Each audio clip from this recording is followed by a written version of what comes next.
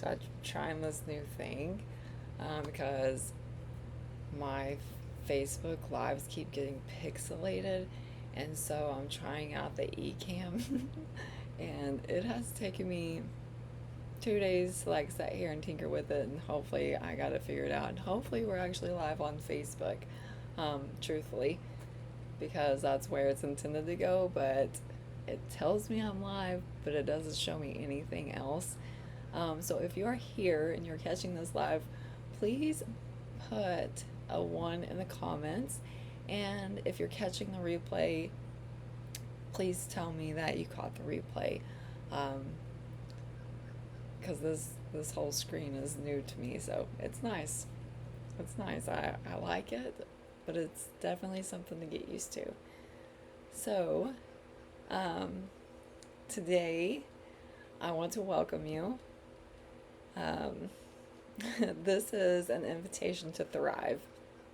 I know that I've been doing live videos, but I haven't actually sat down and actually introduced what I was doing. So I wanted to take that moment this evening and to tell you about that and a little bit about my story. I know some of you know my stories, but there's 14, actually there's almost 21 years of my life that um, has this big huge story with a bunch in it. But a lot of my journey started about 14 years ago, so a little over a decade.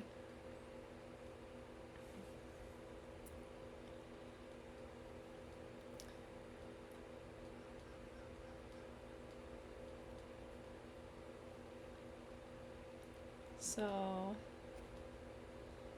I still don't know if anybody is on here and watching, but here we go. I want to start today's conversation with one simple question. Have you ever looked around at your life and thought, I should be happier than I am? Maybe you've built this beautiful family, you've built a career, and maybe everyone around you says, you are so strong. Maybe you're the one everyone calls when their life falls apart. But deep inside, you are exhausted, not just mentally or physically, but also emotionally and spiritually. And so, therefore, you are surviving. And maybe you don't even realize that's what you're doing. I don't believe most people choose survival. I mean, I definitely didn't choose the survival life, but that's the path that God put me on. And so, that's that's been my journey, is surviving, and I am now learning and turning that into thriving. So surviving to thriving. But I think life just slowly pulls us there through the grief, the trauma, the illnesses, the diagnoses, the disappointment, stress, the responsibilities, one difficult season after another, until one day you wake up and you realize, I don't even recognize myself anymore. If any of that sounds familiar, I want you to hear me. You are not broken, you are not weak, and your story is not over. So I want to welcome you to Surviving to Thriving. My name is Amy Booth, and my mission is simple: to help people understand themselves so they can intentionally move from survival to thriving.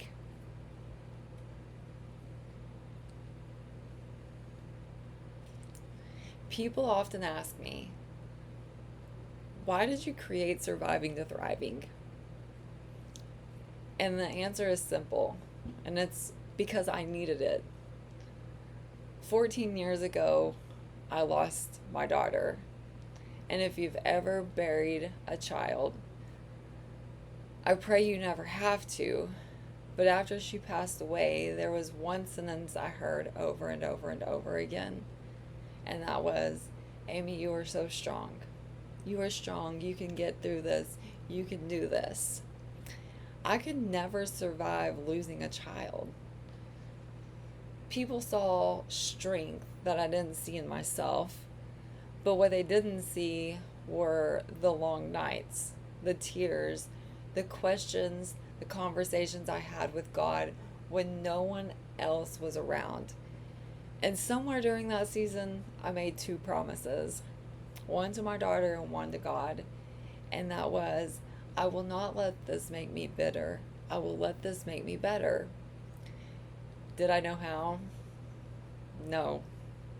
No, absolutely not. I did I know how long it would take? Nope. No idea.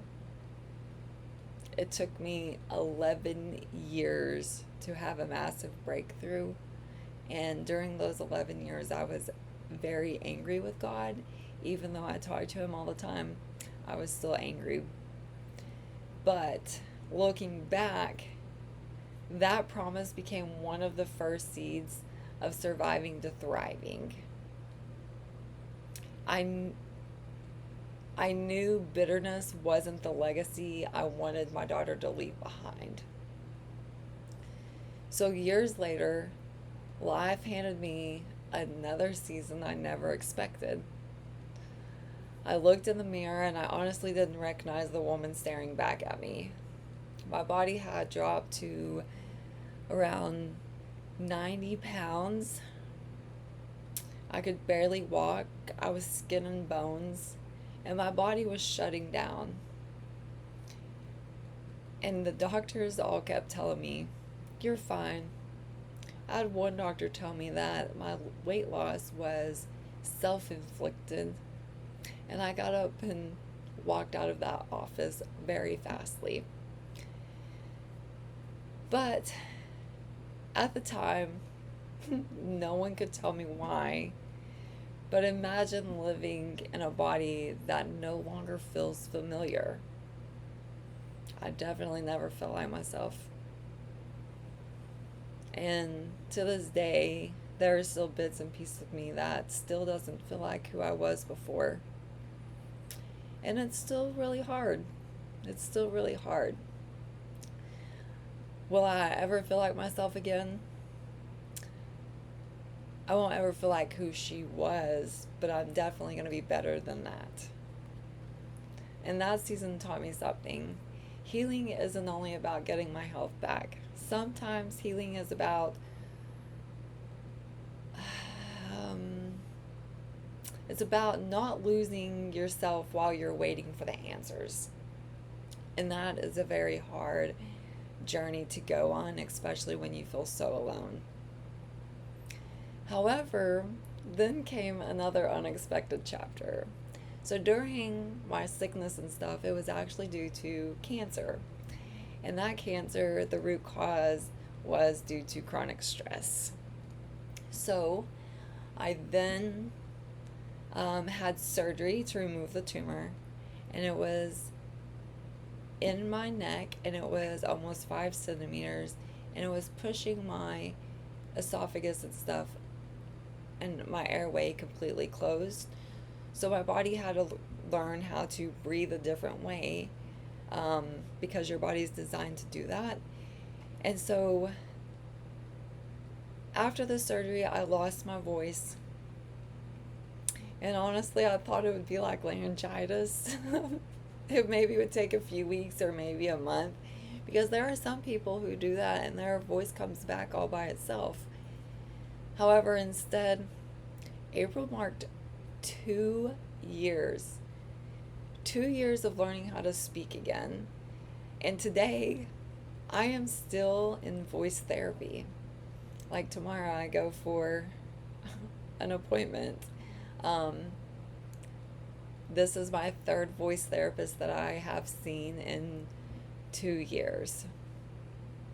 However, there were moments that I wondered, God, how can I possibly help people if I can't even use my voice? But here's what I discovered. Sometimes God doesn't remove the obstacles. He teaches us through the obstacles. First, I had to learn how to speak again. And that changed me, because it taught me patience, humility, dependency, and wisdom. Because during this whole entire sickness,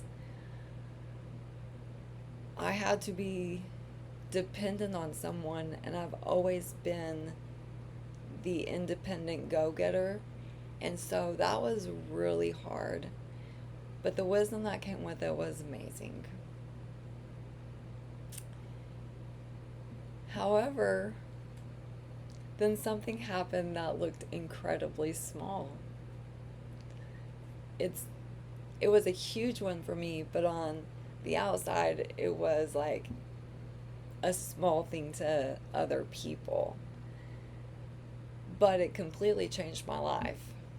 My husband had been going on walks every night, and he kept inviting me to go. He kept telling me that I was strong enough, that he got me, let's just go. And I put that off for probably 2 months. And one day I was like,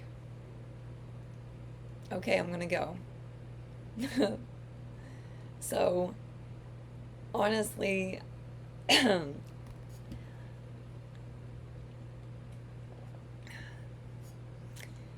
I didn't think I could do it. I'd been bedridden for so long. Sorry. I wasn't even able to walk from one side of Supercenter Walmart to the other side without having to sit down, hold onto a buggy, lean over, because my body just felt like it wasn't letting me do it. So I didn't want to go on a mile walk and then have to be carried back to the vehicle. But I wasn't afraid of the distance, I was afraid of failing. And that first walk was only 1.2 miles around a small lake. And it took us 2 hours, maybe 2.5 hours. It was so slow. I I felt like a slow turtle walking. It was the craziest feeling ever, truthfully. And during that time, on my way to the lake, when I got out of the vehicle, every negative thought imaginable showed up. It was turn around, just sit in the vehicle and wait for him to get done. You are way too weak. You're never going to make it. You're never going to get better. And I call them ants, automatic negative thoughts. However, my sweet husband encouraged me one step and then another, and that walk didn't just strengthen my body. It began retraining my mind. It taught me something that I still believe today. Healing rarely happens in one giant breakthrough. It happens one faithful step at a time. So as I started getting stronger, I became fascinated with one question. Why do so many people walk through incredibly difficult things and then eventually thrive, while others stay stuck in survival mode? And that question led me into years of studying neuroscience, trauma, faith, identity, leadership, healing, and the human behavior. And that was all while I learned a tremendous amount from books and podcasts and journaling and workbooking, EDMR, working with a holistic doctor. Like, I dug so deep in there that I was like, wow. And to this day, I still listen to books. I still listen to my podcasts. I still go on walks. So the greatest lesson came from living in it. And that's when I realized something I'll probably say for the rest of my life. You cannot build a thriving life from a nervous system that still believes it's surviving. And that sentence has changed everything for me. Um, because when you stop asking, what's wrong with me? And you start asking, What has my body? What has my mind? And what has my spirit been practicing? It changes everything. And so that's where this message and method was born. Not in a classroom, definitely not overnight, but in real life. And everything that I talk about comes back to 5 things. Regulate your body, because safety is where healing begins. We have to regulate, because if we don't regulate, we're constantly in fight or flight. If you don't regulate to stay calm and peaceful within yourself, what it, if you stay chaotic, chaotic comes out of you. But if you are regulated and you get your body to where it feels safe again, then your healing begins, and then that protrudes outward. So then you have to renew your mind, because you'll never consistently live beyond the identity you believe about yourself. So if you don't renew your mind, you're always going to be stuck. You have to give yourself some grace. You have to root yourself in faith and purpose. I know there's a lot of people aren't religious, but there are a lot of people I know that are religious. And I'll never forget the time I have this friend that she's been my friend since we were little bitty. She grew up in church. Um, I didn't. But in end of middle school and high school, I started going to church. But then I got pregnant with my daughter, and then that church didn't make me feel welcome, and I quit going to church, and I never stepped foot back into a church building for 20 years. 20 years. It took me 20 years to step back into a church because I had church hurt. Do I think that we need to go to church to know who he is? No, because I knew who he was, and I still studied at home and still read the word. But faith gives us hope when circumstances don't. And in the midst of my sickness and being bedridden, my friend shared Kelsey Irvin with me. And since that day, I have journaled with Kelsey Monday, Wednesday, and Fridays at 6 a.m. And it changed me completely. So just remember, root yourself in faith and purpose. Rise into the leader you are becoming, because leadership begins by learning to lead yourself. You have to take care of you. You have to lead you. And then thrive.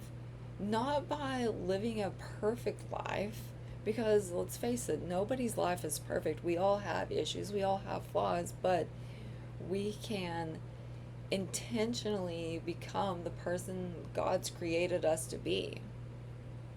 So for your first step today, I'm not asking you to change your life. I'm not asking you to buy anything. I'm not asking you to become a different person overnight. I'm asking you to do one thing. And that one thing is to become aware. Aware of your surroundings. Like notice your breathing, notice your thoughts, notice the environments that bring peace, and notice the environments that steal your peace, because there's so much. Notice how your body responds throughout the day. Don't judge yourself. Don't rush yourself to fix it. And just begin paying attention. Awareness is where transformation begins. So the more aware you are of your thoughts, your ants, the people that you surround yourself with, who are you in proximity with? Because the people that you surround yourself definitely can make or break you. If you continue to stay in a chaotic environment, then you'll never be able to thrive. So, if today's conversation has encouraged you, truthfully, I would love for you to come back for episode 2 because we're going to begin building the foundation together.